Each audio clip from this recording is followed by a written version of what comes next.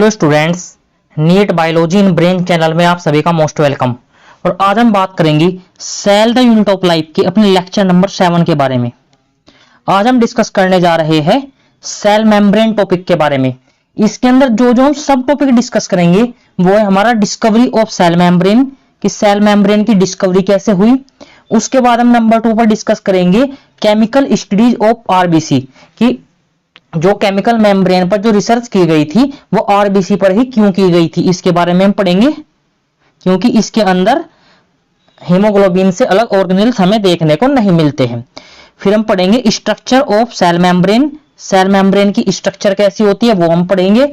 Number 4 topic हम discuss करेंगे structure of phospholipid, phospholipid की स्ट्रक्चर कैसी होती है। नंबर 5 टॉपिक हम कवर करेंगे यहाँ पर अरेंजमेंट ऑफ फॉस्फोलिपिड, फॉस्फोलिपिड का अरेंजमेंट हमें कैसे देखने को मिलता है, बाइलेयर की फॉर्म में देखने को मिलता है, वो हम यहाँ पर पढ़ेंगे। नंबर 6 पर डिस्कस करेंगे बायोकेमिकल इन्वेस्टिगेशन से हमें क्या मालूम पड़ा था, वो हम पढ़ेंगे। उससे पता लगा था कि इसके अंदर हमें सेल मेम्ब्रेन के अंदर प्रोटीन और कार्बोहाइड्रेट्स भी हमें देखने को मिलते हैं।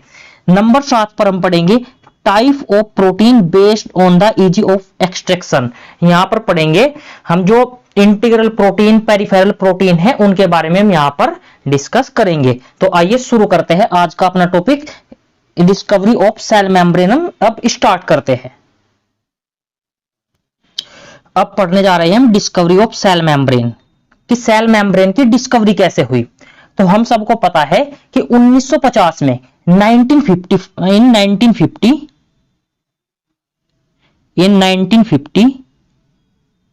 1950 के अंदर साइंटिस्ट ने कौन सी माइक्रोस्कोप की खोज करी थी, वो थी इलेक्ट्रॉन माइक्रोस्कोप। इन 1950 जो साइंटिस्ट थे,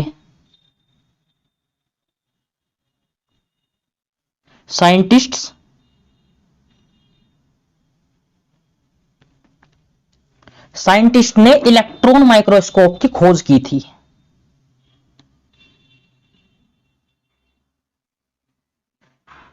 इलेक्ट्रॉन माइक्रोस्कोप। इससे पहले क्या था, 1950 से पहले हमारे पास ऐसी माइक्रोस्कोप नहीं थी, इतनी स्ट्रॉन्ग माइक्रोस्कोप नहीं थी जो 10⁹ टाइम जूम करके किसी वस्तु को, किसी ऑब्जेक्ट को दिखा सके। 1950 से पहले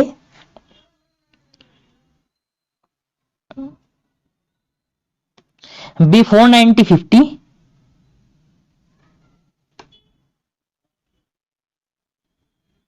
1950 से पहले क्या था, वी हैव ओनली, कौन सी माइक्रोस्कोप थी हमारे पास, वो थी सिंपल माइक्रोस्कोप, वो थी हमारे पास सिंपल माइक्रोस्कोप। हमारे पास एडवांस माइक्रोस्कोप 1950 से पहले नहीं थी।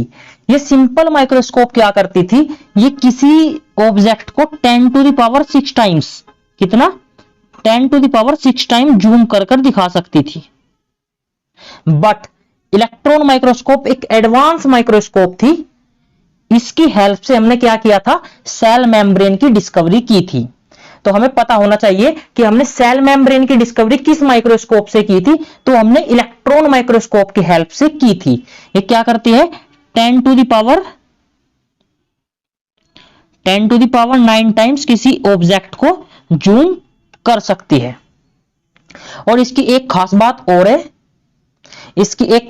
है, कि जो है, और हम जो इलेक्ट्रॉन माइक्रोस्कोप से हमने जो डिस्कवरी की थी वो किसके ऊपर हमने एक्सपेरिमेंट किया था, तो वो था हमें आरबीसी पर, जो रेड ब्लड कार्पसेल्स है उनसे हमने इसकी खोज की थी सेल मेम्ब्रेन की। ऐसा इसलिए है क्योंकि आरबीसी के अंदर केवल हीमोग्लोबिन देखने को मिलता है, उसके अंदर डिफरेंट ऑर्गेनेल्स हमें देखने को नहीं मिलते हैं, जैसे माइटोकॉन्ड्रिया, न्यूक्लियस वगैरह वहां पर हमें देखने को नहीं मिलते हैं, इसलिए हमने आरबीसी को ही चुना था। अब बात करते हैं हम नंबर 2 पर, कि नंबर 2 बात करते हैं हम chemical studies of RBC. RBC की केमिकल स्टडीज के बारे में हम पढ़ने जा रहे हैं। हमारा प्रश्न यह है कि हमने आरबीसी को ही क्यों चुना, तो इसके पीछे सीधा सा लॉजिक है कि आरबीसी, जो आरबीसी होती है RBC do not contain organelles. इसके अंदर हमें ऑर्गेनेल्स नहीं देखने को मिलते। ऑर्गेनेल्स का क्या मतलब है? जैसे माइटोकॉन्ड्रिया,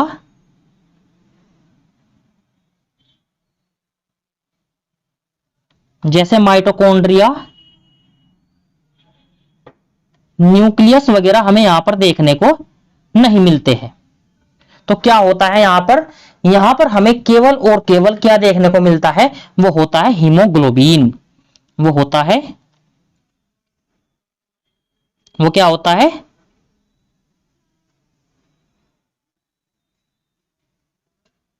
हमें यहां पर केवल हीमोग्लोबिन देखने को मिलता है। और बायोकेमिकल इन्वेस्टिगेशन से हमें क्या पता चलता है? जब हमने आरबीसी से इसकी खोज की थी सेल मेम्ब्रेन की, तो हमने उसके अंदर क्या पाया वो हम केमिकल एनालिसिस में पढ़ेंगे, बट हम यहां पर भी आपको बता देते हैं कि आरबीसी के अंदर हमने जो लिपिड है, ये मोस्ट इंपॉर्टेंट पॉइंट है, हमने आरबीसी के अंदर जो सेल मेम्ब्रेन का कंपोजिशन था, हमें भैया इसके अंदर जो लिपिड है वो लिपिड हमें 40% देखने को मिलता है, लिपिड 40%। और इसके अंदर जो प्रोटीन होती है वो हमें 52% देखने को मिलती है। अगर लिपिड और प्रोटीन हमारा 52% हो जाता है तो ऑब्वियस सी बात है जो अदर होगा इसके अंदर कंटेंट, वो केवल और केवल 8% ही होगा। वो कितना होगा? 8%। अब हम आरबीसी का एक बार डायग्राम देख लेते हैं कि इसके अंदर केवल और केवल हमें हीमोग्लोबिन देखने को मिलता है। आप इस डायग्राम की हेल्प से भी इसको समझ सकते हैं कि आरबीसी है हमारे पास। ये क्या है? आरबीसी। ब्लड वेसल्स के अंदर हमें क्या देखने को मिल रही है? स्मॉल ब्लड वेसल्स है हमारी ये, इसके अंदर हमें इरेथ्रोसाइट आरबीसी देखने को मिल रही है। इस आरबीसी को हमने डिसेक्शन किया, हमारे पास ये कोई हमने एक आरबीसी को ऐसे बाहर निकाल लिया, उस आरबीसी को हमने डिसेक्ट कर दिया। इसे डिसेक्ट करने पर हमने क्या पाया? इसके अंदर केवल और केवल क्या होता है? हीमोग्लोबिन देखने को मिलता है। इसके अंदर और ऑर्गेनेल्स नहीं होते हैं। तो इसलिए हमारा क्या फायदा हुआ? हमारा कि जो इसकी स्टडी थी वो आसान हो गई। अगर हम सेल मेम्ब्रेन के बारे में पढ़ना चाह रहे हैं तो इसकी जो बाहरी लेयर है उससे हम देख सकते हैं इजीली हम यहां पर डिस्कस कर वो सेल मेम्ब्रेन की स्टडी कर सकते हैं। बट अगर हम कोई और आरबीसी से अलग कोई और हम चीज लेते, उस पर हम डिस्कस करते, तो वहां पर उसके अंदर ऑर्गेनेल्स भी देखने को मिलते। अगर हम किसी सेल और सेल पर हम स्टडी करते तो वहां पर हमें और डिफरेंट ऑर्गेनेल्स भी देखने को मिलते, जिससे हम बाहर जो सेल मेम्ब्रेन है उस पर स्टडी करने के चक्कर में अंदर वाली सेल है अंदर जो उसके है माइटोकॉन्ड्रिया, क्लोरोप्लास्ट वगैरह, हम उन्हें पहचान नहीं पाते। तो इसलिए हमने आरबीसी को ही चुना। अब नंबर 3 पर हम क्या पढ़ने जा रहे हैं कि सेल मेम्ब्रेन की जो स्ट्रक्चर होती है वो कैसी होती है। इसके बाद हम इसकी स्ट्रक्चर को देखते हैं कि सेल मेम्ब्रेन की स्ट्रक्चर कैसी होती है। हम आपको एक बात और बता दें कि जो सेल मेम्ब्रेन होती है वो हर प्रकार की सेल के अंदर हमें देखने को मिलती है। तो क्या लिख सकते हैं हम कि जो सेल मेम्ब्रेन होती है present in all type of cells, कि हर प्रकार की सेल के अंदर हम इसको सेल मेम्ब्रेन हमें हर प्रकार की सेल के अंदर देखने को मिलती है। और मेनली जब तक हमने इसका केमिकल इन्वेस्टिगेशन नहीं किया था तो हमें केवल क्या पता था कि सेल मेम्ब्रेन के अंदर केवल और केवल लिपिड एंड प्रोटीन देखने को मिलते हैं। क्या देखने को मिलते हैं? Lipid and protein. ये कब की बात है? Before chemical investigation lipid and protein देखने को मिलते हैं। और इसके अंदर जो लिपिड देखने को मिलता है, इसके अंदर हमें 2 प्रकार का लिपिड देखने को मिलता है। सेल मेम्ब्रेन के अंदर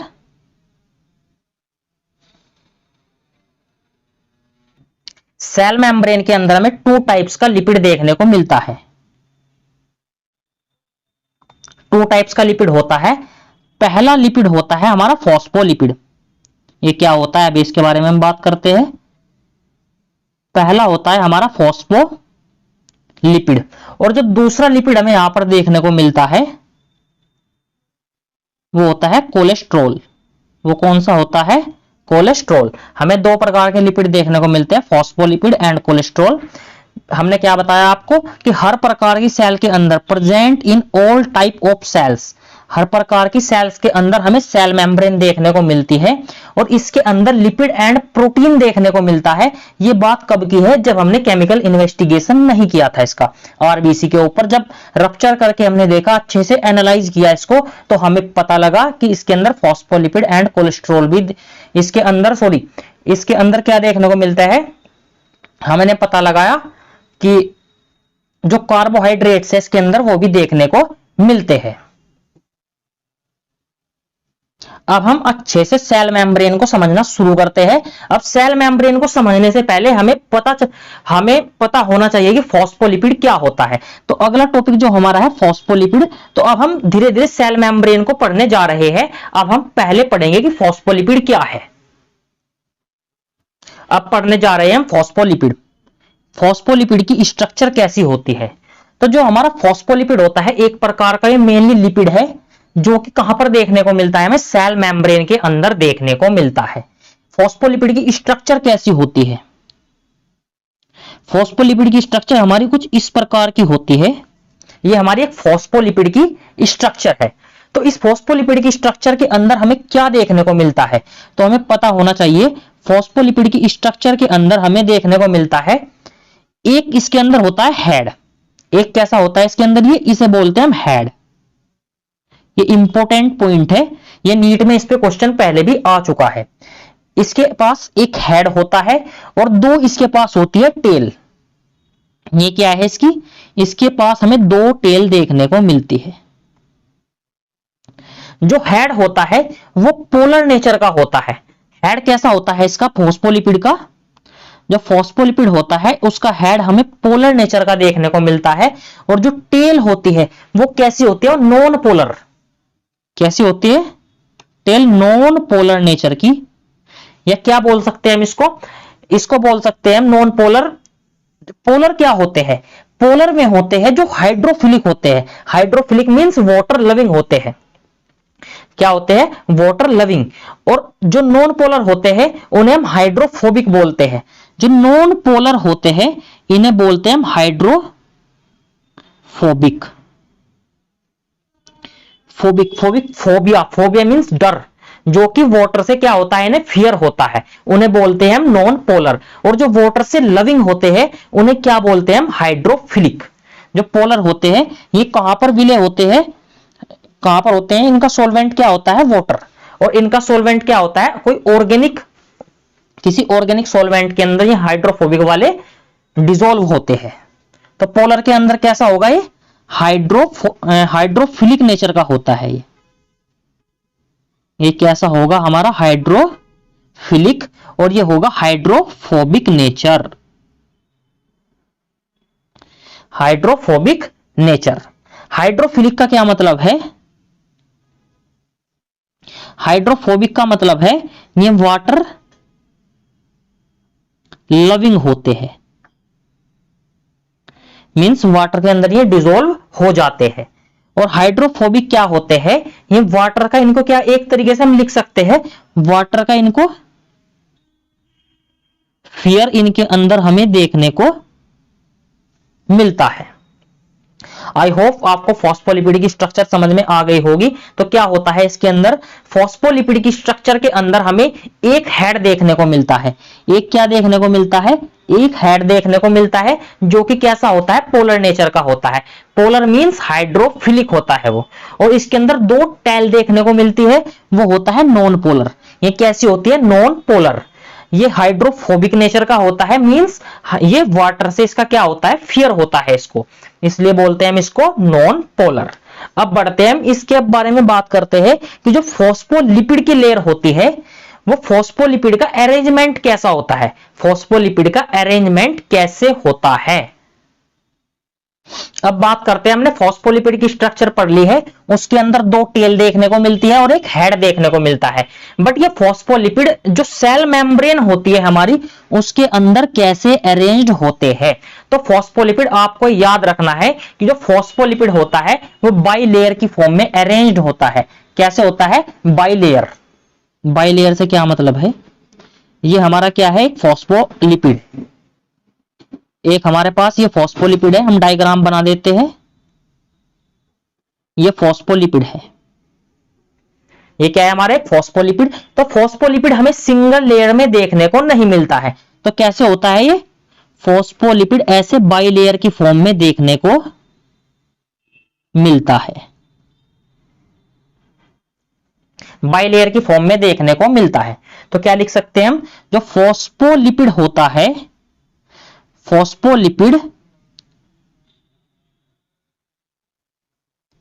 अरेंज्ड इन बाइलेयर, किसकी? दो लेयर, 1 और 2, दो लेयर हमें इसकी फॉस्फोलिपिड की बाइलेयर हमें देखने को मिलती है। यहां तक आई होप आपको क्लियर हो गया होगा। अब बात करते हैं इसका जो हेड होता है, ये क्या है? इसका हेड, हेड पोलर होता है, आपको पता है, अभी हमने लास्ट स्लाइड में बताया है कि जो इसका हेड होता है वो पोलर होता है, हेड पोलर होता है। और ये कहां देखने को मिलता है हमें? ये आउटवर्ड देखने को मिलता है। ये भी नीट में क्वेश्चन आया हुआ है कि जो हेड होता है इसकी लोकेशन क्या है? ये आउटवर्ड, बाहर की ओर हमें क्या देखने को मिलता है? हेड देखने को मिलता है। और जो इसके अंदर की ओर इनवर्ड क्या देखने को मिलता है? बाहर की ओर तो हमें बाइलेयर में क्या देखने को मिल गया? हेड देखने को मिल गया। और अंदर की तरफ इनवर्ड, इनवर्ड क्या देखने को मिलता है? इनवर्ड हमें इसकी टेल देखने को मिलती है, इनवर्ड हमें टेल देखने को मिलती है। पोलर हेड क्या है? आउटसाइड है, और ये क्या है? इसका जो टेल है वो अंदर की ओर है। अब काम क्या होता है? इस टेल का काम क्या होता है? अब आपके दिमाग में प्रश्न उठता होगा कि जो टेल है वो अंदर की ओर क्यों है? तो आपको पता है कि टेल कैसी है? टेल इसकी नॉन पोलर है। टेल कैसी है? इसकी नॉन पोलर है। नॉन पोलर होने की वजह से क्या है? ये वाटर से इसको फेयर होता है। तो इसे ऐसे, तो क्या होता है? इसे एक्वस एनवायरनमेंट से प्रोटेक्ट करती है। ये अंदर की ओर इसलिए होती है क्योंकि एक्वस एनवायरनमेंट से इसे प्रोटेक्ट करती है, अंदर की ओर पानी ना आए उसको ये रोकती है, जितना हो सके इतना ही इसे रोकती है। तो काम क्या है इसका? लिख लेते हैं हम। तो इसका काम क्या है? हम लिख लेते हैं कि जो नॉन पोलर टेल होती है, जो नॉन पोलर टेल होती है, ये इसे क्या करती है? इज प्रोटेक्ट, प्रोटेक्ट करती है किससे? फ्रॉम एक्वस एनवायरनमेंट,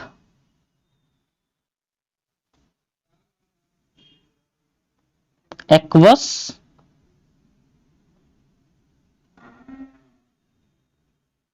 इसको एक्वस एनवायरनमेंट से प्रोटेक्ट करती है। अब हम इसका जो मेन डायग्राम है वो हम देख लेते हैं। अब हमने आपके सामने डायग्राम जो दिखाया है ये एक्चुअल में डायग्राम है सेल मेम्ब्रेन का। तो इसके अंदर आप क्या देख पा रहे हैं? इसके अंदर आपको दो बाइलेयर देखने को मिल रही है। ये क्या है? ये फॉस्फोलिपिड की बाइलेयर है। ये फॉस्फोलिपिड की क्या है? बाइलेयर। पूरी के अंदर हमें क्या है? फॉस्फोलिपिड की ऐसे बाइलेयर देखने को मिल रही है। आप केवल इन पॉइंट पर अभी ध्यान दो, इसके अंदर अभी क्या दिया है क्या नहीं उस चीज को सब भूल जाओ, अभी केवल आप इस चीज पर फोकस करो।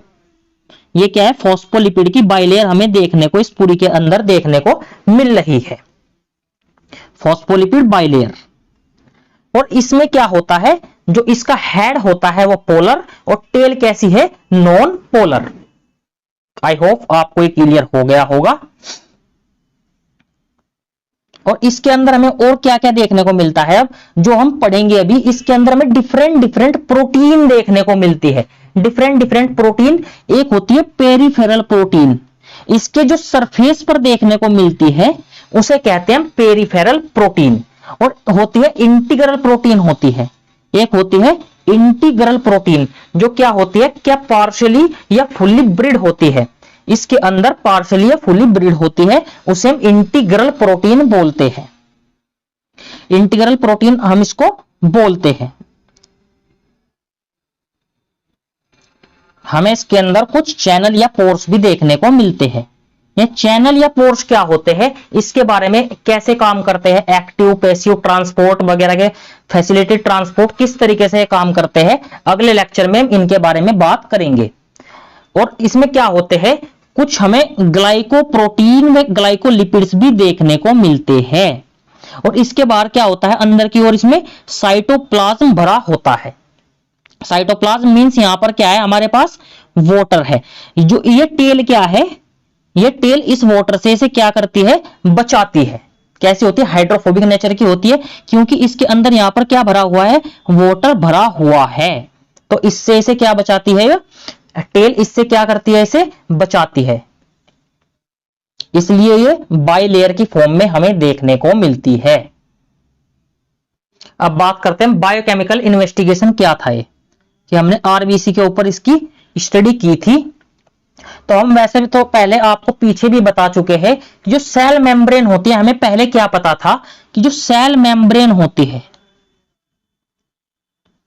जो सेल मेम्ब्रेन होती है उसके पास हमें क्या देखने को मिलता है, या तो लिपिड देखने को मिलता है,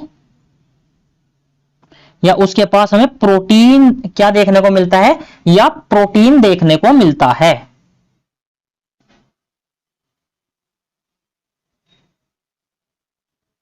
बट इसके अंदर क्या है, इसके अंदर हमें कार्बोहाइड्रेट भी देखने को मिलता है। Carbohydrate also found. और जो लिपिड और प्रोटीन का रेशो है, जो लिपिड और प्रोटीन का रेशो है, वो सेल वाइज वेरी करता है, very cell to cell. Cell to cell क्या है, ये वेरी करता है। अब इसके बाद हम पढ़ेंगे इसके अंदर, इसमें जो प्रोटीन्स देखने को मिलती है, जो प्रोटीन्स देखने को मिलती है, पेरिफेरल प्रोटीन्स होती है, इंटीग्रल प्रोटीन होती है, वे क्या होती है, उन्हें हम पढ़ लेते हैं। अब बात करते हैं इसके अंदर जो प्रोटीन्स देखने को मिलती है। अगर हम प्रोटीन्स की बात करें तो इसके अंदर क्या होता है, इसके अंदर हमें दो प्रकार की प्रोटीन्स देखने को मिलती है। वैसे तो इसके अंदर ग्लाइकोप्रोटीन, ग्लाइकोलिपिड वगैरह भी देखने को मिलते हैं, बट एनसीईआरटी के अंदर जो दो मेंशन है वो है peripheral protein and integral protein. पहली है पेरिफेरल प्रोटीन,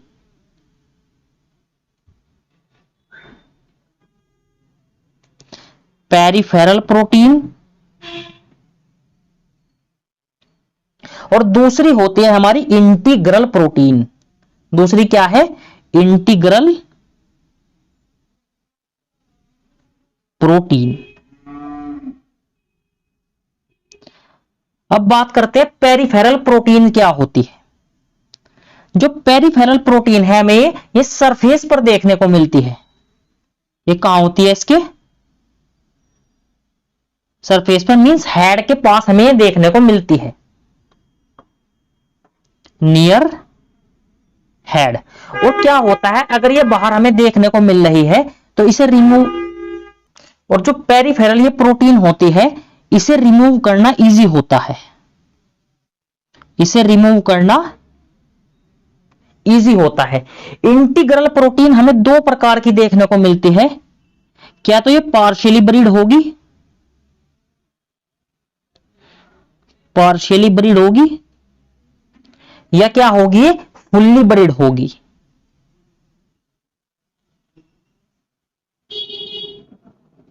क्या मतलब है इसका, क्या तो फास्फोलिपिड की जो बाइलेयर्स होती है उसके अंदर जो प्रोटीन होती है या तो वो कंप्लीटली धसी हुई होगी या वो पार्शियली कुछ उसका पार्ट उसके अंदर धसा हुआ होगा, इसे बोलते हैं ब्रिड। और कैसे करते हैं हम ये इनका बाइफर्गेशन? ये होता है इजे ऑफ एक्सट्रैक्शन के बेसिस पर। कैसे होता है? ईज ऑफ एक्सट्रैक्शन के बेसिस पर हम इसे करते हैं, कि मतलब आसानी से प्रोटीन की रिमूवल के बेसिस पर करते हैं हम इसको। इसका जो इंटीग्रल प्रोटीन होती है, इसका एक नाम और होता है, बट वो एनसीईआरटी के अंदर मेंशन नहीं है, बट मैं फिर भी एक बार आपको उसे बता देता हूं, क्योंकि उस पर क्वेश्चन आया हुआ है। इस इंटीग्रल प्रोटीन का एक नाम और होता है, इसे बोलते हैं ट्रांसमेम्ब्रेन। इसे क्या बोलते हैं हम? ट्रांस मेम्ब्रेन इसको हम बोलते हैं। एक और इसके अंदर प्रोटीन देखने को मिलती है, वो होती है ग्लाइकोप्रोटीन। एक होती है ग्लाइकोप्रोटीन, बट एनसीईआरटी के अंदर डायरेक्टली मेंशन नहीं है, डायग्राम के अंदर वैसे गिवन है, वहां पर शुगर की फॉर्म में इसको लिखा हुआ है। अब आपको जो ये डायग्राम हमने दिखाया था, अब आपको ये 100% क्लियर हो जाएगा। सबसे पहले हमने आपको क्या बताया, इसके अंदर हमें फॉस्फोलिपिड की बाइलेयर देखने को मिलती है। इसके अंदर क्या होती है? फॉस्फोलिपिड की बाइलेयर हमें देखने को मिलती है। बाहर क्या हो गया इसका? पोलर हेड, और अंदर की ओर क्या हो गई इसकी? नॉन पोलर टेल हमें देखने को मिलती है। तो यहां तक क्लियर हो गया होगा। अब इसके बाहर क्या है? यहां पर साइटोप्लाज्म, अंदर की ओर इसमें क्या है? साइटोप्लाज्म भरा हुआ है, और बाहर क्या है इसमें? एक्सोप्लाज्म। इसके बाहरी फेस पर क्या देखने को मिलता है? हमें एक्सोप्लाज्म देखने को मिलता है। हमने आपको क्या बताया? इसके अंदर हमें इंटीग्रल प्रोटीन देखने को मिलती है। ये क्या है? इंटीग्रल प्रोटीन हमें देखने को मिल रही है। और इसके सरफेस पर जो है हमें प्रोटीन्स देखने को ये मिल रही है, इन्हें क्या बोलते हैं? Peripheral protein. आई होप आपको इंटीग्रल और पेरिफेरल प्रोटीन भी अब आपको समझ में आ गई होगी।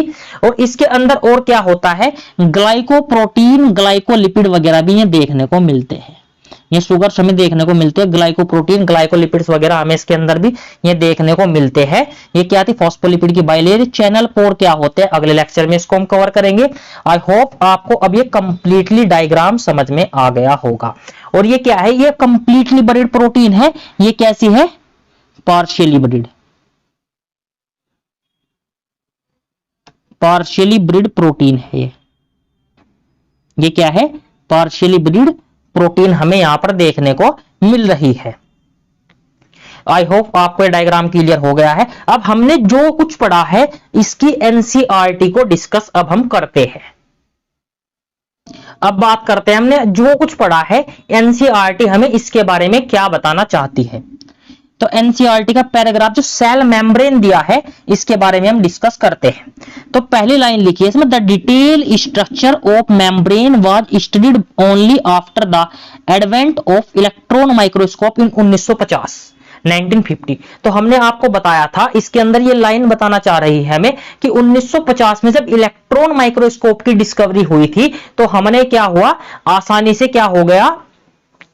सेल मेम्ब्रेन की डिस्कवरी, सेल मेम्ब्रेन की खोज करने में, डिटेल स्टडी करने में आसानी हो गई। क्योंकि इससे पहले हमारे पास क्या थी? सिंपल माइक्रोस्कोप हमारे पास थी। हमारे पास क्या थी? क्योंकि इसके पास हमारे, इससे पहले हमारे पास क्या थी? केवल सिंपल माइक्रोस्कोप थी। तो हमारे पास अब क्या आ गई? इलेक्ट्रॉन माइक्रोस्कोप हमारे पास आ गई। किसमें आई है? 1950 में। अब अगली लाइन क्या है? Meanwhile chemical study on sale membrane specially in human RBC, जो स्टडी की गई थी वो आरबीसी के ऊपर की गई थी। जो स्टडी की गई थी वो आरबीसी के ऊपर की गई थी। तो इसका क्या रीजन था? हमने आपको इसका रीजन भी बताया। इसके अंदर क्या होता है? Only haemoglobin found. हमने आपको बताया था केवल और केवल इसके अंदर हीमोग्लोबिन देखने को मिलता है, अदर ऑर्गेनेल्स नहीं होते हैं। क्या बताया था? अदर